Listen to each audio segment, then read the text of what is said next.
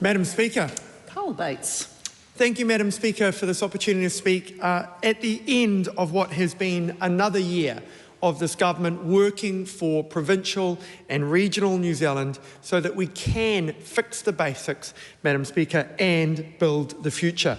We've heard the opposition rant and rave about challenges, Madam Speaker, that existed when they left office, and unfortunately for New Zealand they did not fix. So let me talk about three things that have affected my electorate in recent times, the wonderful Wanganui electorate, that have been a direct result of work this government and, dare I say it, Madam Speaker, this MP have done in my wonderful, wonderful electorate of Wanganui. Firstly is the earthquake-prone building work, Madam Speaker. The Post had a headline recently, and it said, "New earthquake regulations ensure survival of rural New Zealand." You see, Madam Speaker, it is easy to rant and rave. It is more difficult to actually do practical, implementable changes that solve the problem. Madam Speaker, the Wanganui Chronicle on the 2nd of April 2024 said, "The balancing act involved with earthquake strengthening and protecting heritage buildings was on the agenda when Building and Construction Minister Chris Penk visited Wanganui the day prior." Penk said at that time, Madam Speaker, that he will make them more realistic so people could have the practical ability to do the work that was required. Again, Madam Speaker, it is easy to get lost in the technicalities in the story. The things that we've done, like removing the new building standard ratings from the system, removing Auckland, Northland and the Chatham Islands.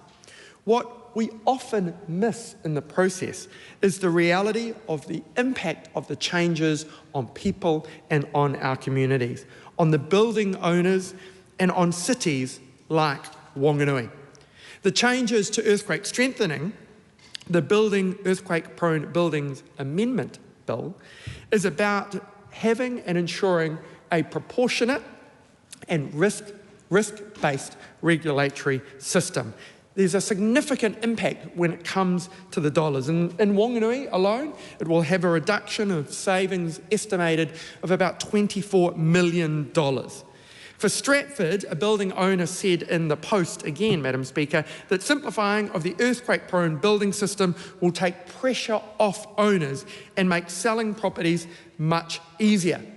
And the projected savings, Madam Speaker, for the Wairarapa, a place that work got done by the local MP to support the implementation or the bill being progressed and coming into this House, something that the prior member who ranted and raved earlier in this debate, Madam Speaker, didn't achieve, is $68 million for Dannevirke, $82 million for Masterton and $17 million for Carterton. I just want to do a shout out to Mike Buttrick, MP for Wairarapa. He's doing a great job there, Madam Speaker, and deserves the support of that region.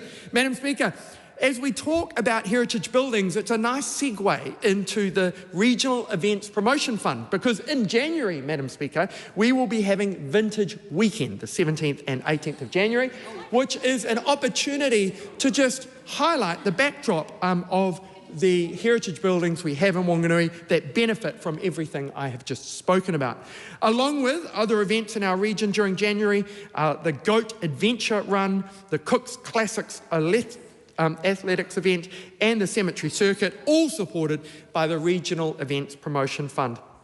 Madam Speaker, I want to jump on finally to the thing that I was referring to. Much is said in this House and around the country of rural and provincial connectivity. I spoke about it in my maiden speech, Madam Speaker. Well, this Friday, Madam Speaker, less than 2 years after my maiden speech, I stand here excited for Christmas in Patea, Madam Speaker, because this Friday we are turning on the tower, Madam Speaker, and unlike the opposition who often focus on the amount of money the government is or isn't spending on something, thinking that dollars always solve the problem, Madam Speaker, this tower is being turned on because of the hard work of the local MP, Bronwyn Waltress and Jack Dwyer from the local community board, Mayor Phil Nixon, Deputy Mayor Rob Northcote, Madam Speaker. Without a dollar of government money on Friday, we will be turning on the tower in Patea, turning on mobile connectivity and celebrating connection in our electorate. Madam Speaker, I wish you a very Merry Christmas.